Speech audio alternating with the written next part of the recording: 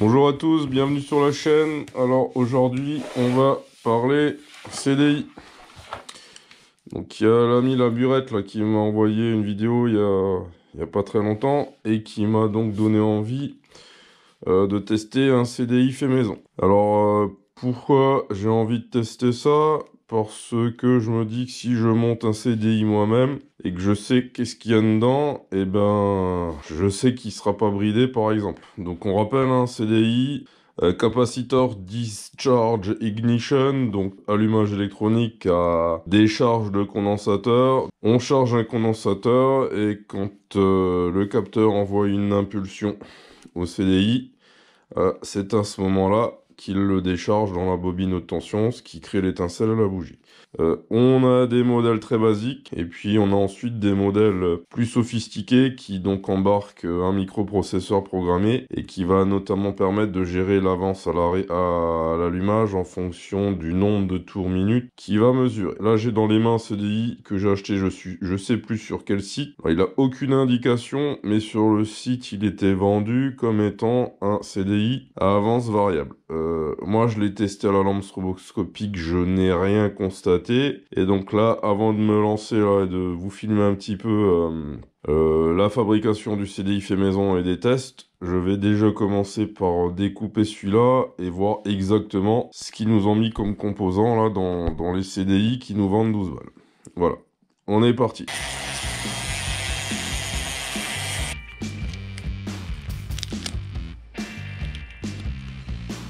Alors c'est bien ce que j'avais déjà vu dans certaines vidéos. En fait, il y a une espèce de d'époxy mélangé à du sable. On continue le dépeçage. Voilà, j'ai quasiment fini de nettoyer. Vous voyez quand même le petit tas de déchets que ça m'a donné. Hein. Bon, alors du coup, on est sur du composant monté en surface. Hein. Moi, je suis pas équipé de ce qu'il faut hein, pour travailler avec ça. Donc, les gens qui font ça, ils ont des grosses loupes, etc. Mais bon, à vue d'œil, on a 3 diodes. Donc ça, c'est ce que je revois souvent dans les montages. Le condo pour la décharge. A priori, un composant à 3 pattes, un thyristor. Et ensuite, on a 2 résistances, 2 condos, une résistance, un condo. Donc, j'ai pas beaucoup de connaissances, pas beaucoup de reste en électronique. Mais quand on voit des trucs comme ça montés en parallèle, ça pourrait ressembler à des filtres. Et est-ce que par exemple on filtrerait les hautes fréquences, ce qui reviendrait à faire une coupure à partir d'un certain régime moteur? C'est du coup la question que je me pose. Et donc du coup, est-ce que ça serait pas plutôt un CDI bridé plutôt qu'un CDI classique? Donc là je vais faire mes recherches hein, une fois que j'ai trouvé des infos. Essayer de voir si je trouve un schéma qui embarque le même genre de composants, histoire de comprendre comment ça fonctionne, à quoi ça sert. J'ai passé plus de 2 semaines donc, à faire des recherches. J'ai eu énormément de difficultés à trouver des infos hein, sur le fonctionnement du CDI. J'ai trouvé 2 PDF. Alors, je vous mettrai toute la bibliographie en description.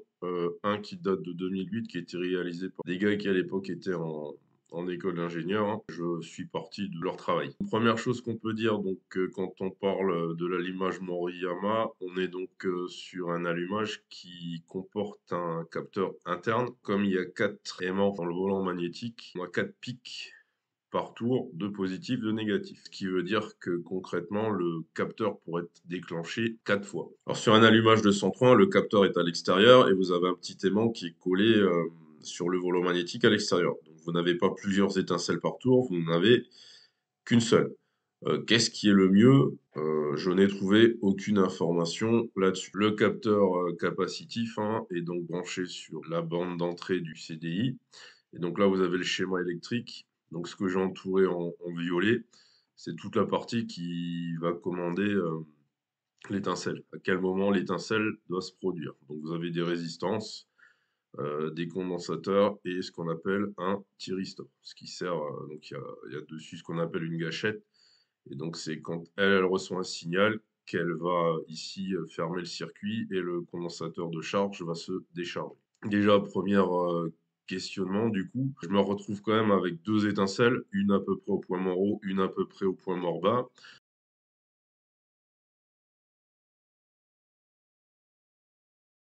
et donc en quoi ça peut influencer la combustion du mélange dans le cylindre. Visiblement pas grand-chose puisque ça fonctionne quand même bien. Et donc si on regarde d'un peu plus près le circuit, en vert à l'entrée, donc on a une diode de redressement hein, qui supprime la partie négative du signal. On se retrouve avec deux pics positifs qui sont filtrés par un premier condensateur, hein. Donc ça apparemment c'est pour filtrer les parasites.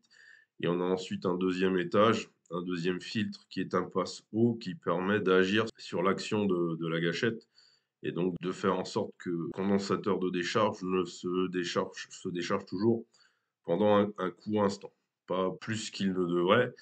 Et donc bah, tout ça là, hein, c'est équivalent, ça remplace le rupteur sur un allumage classique. Donc vous enlevez tout ça, vous remplacez par le rupteur et il vous reste juste le circuit de charge du condensateur. Donc c'est pas si compliqué que ça.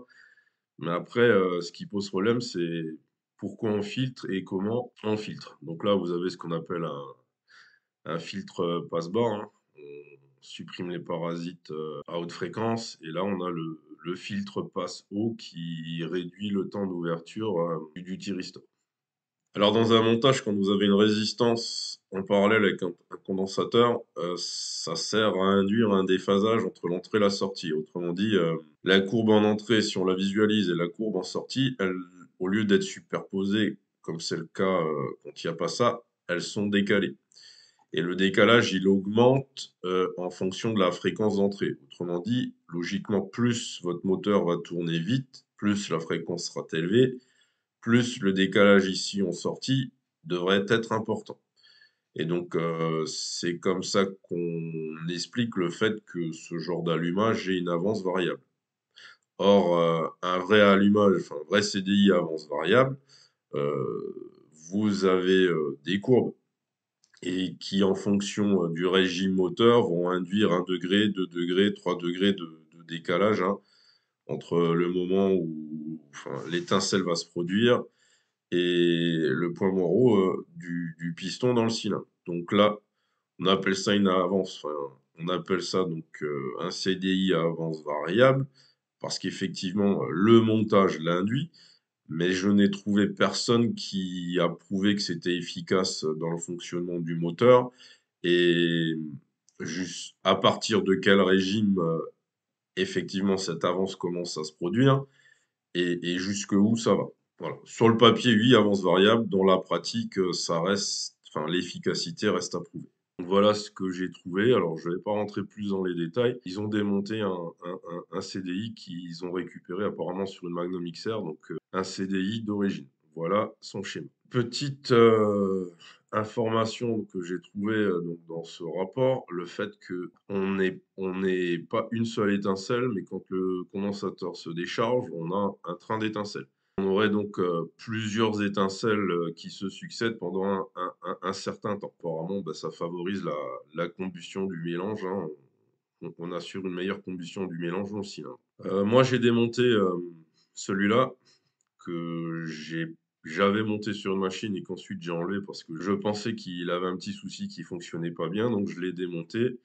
C'est celui-là que vous avez vu tout à l'heure en début de vidéo, donc je l'avais pris en fait, il vient de chez 50 Factory, hein. Je l'avais dit que c'était est vendu comme un CDI à avance variable. En fait, j'en sais rien. Donc, j'ai quand même fait le schéma de ce circuit-là. Donc là, vous avez à gauche le schéma du CDI MBK d'origine et vous avez à droite le schéma du CDI 50.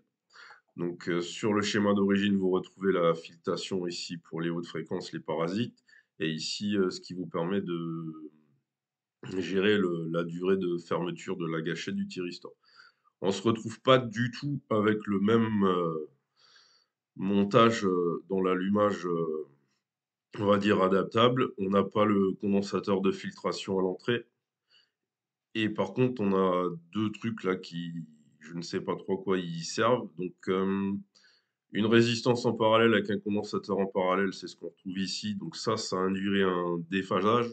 Donc on décalerait en fonction de la fréquence d'entrée le moment où on va agir sur la gâchette. Donc on pourrait avoir ici une pseudo-avance variable. qu'on retrouverait ici. Par contre, ils ont mis quelque chose après là qui, je ne sais pas du tout à quoi ça sert et que je n'ai retrouvé sur aucun des schémas que j'ai pu lire sur Internet. Donc, est-ce que les Chinois, ils se sont plantés en copiant le circuit d'origine? J'en sais rien, mais c'est bizarre.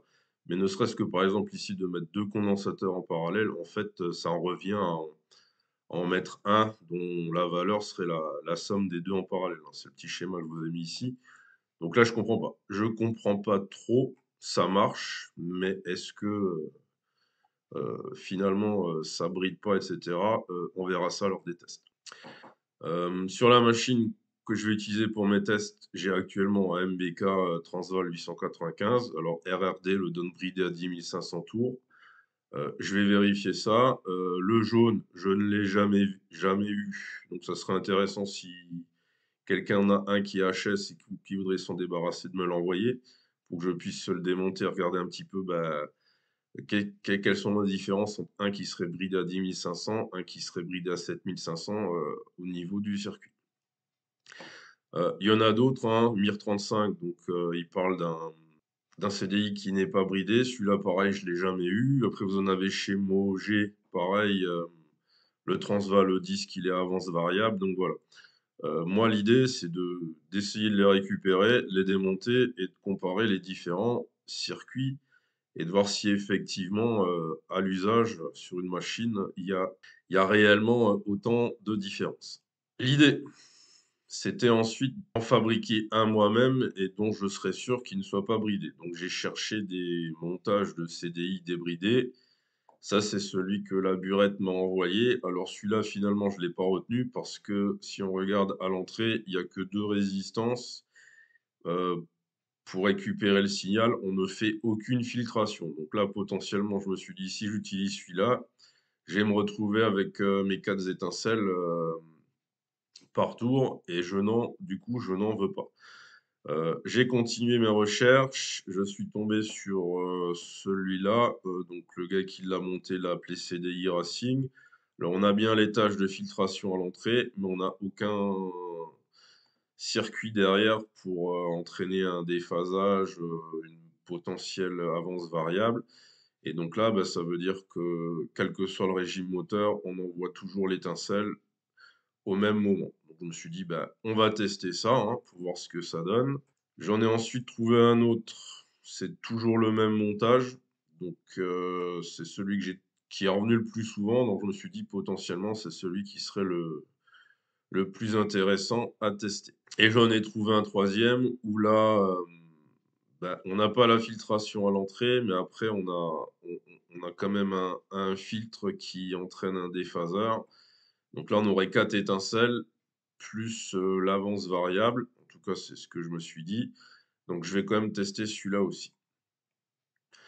Après, vous en avez d'autres, hein, mais ils sont toujours globalement de la même conception. C'est juste la méthode d'assemblage, là, vous voyez, qui change. Et j'en ai trouvé un dernier sur le site Atransmic, donc visiblement, c'est un Français qui fait ça. Un allumage électronique qui est adapté à plein de motos. Vous avez les switches sur le côté ici qui vont vous permettre de choisir votre machine. Donc dans la notice, il peut fonctionner sur MBK 51. Ça vaut 56 €.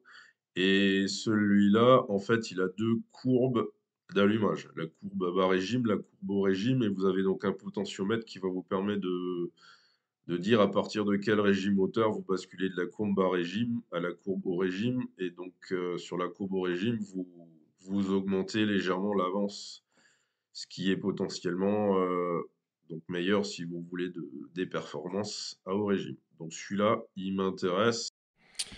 Alors au final, j'ai monté 5, 1, 2, 3, 4. Alors au final, j'ai monté 4 CDI différents. De la version la plus simple, on va dire, à la version la plus sophistiquée. J'ai le CDI 50 ici. J'ai un CDI AliExpress à moins de 3 € ici, que je n'ai pas pu démonter, qui est bien résiné. Et donc j'ai le Transval qui est monté sur la machine de test. Donc ça va me faire 1, 2, 3, 4, 5, 6, 7 CDI à tester. Donc ça, bah, je vais le faire dans une prochaine vidéo, parce que là on est déjà à plus de 15 minutes. Et ça va me permettre de faire une vidéo complète de test sur béquille et ensuite sur route. Je vous laisse là-dessus, merci de m'avoir suivi. Alors c'était une vidéo un peu blabla, un peu technique, ça intéresse pas, mais je me suis dit c'est quand même intéressant d'essayer de comprendre comment marchent les CDI qu'on a sur nos machines, et là en l'occurrence hein, sur du Moriyama électronique. Je vous dis à la prochaine, bye!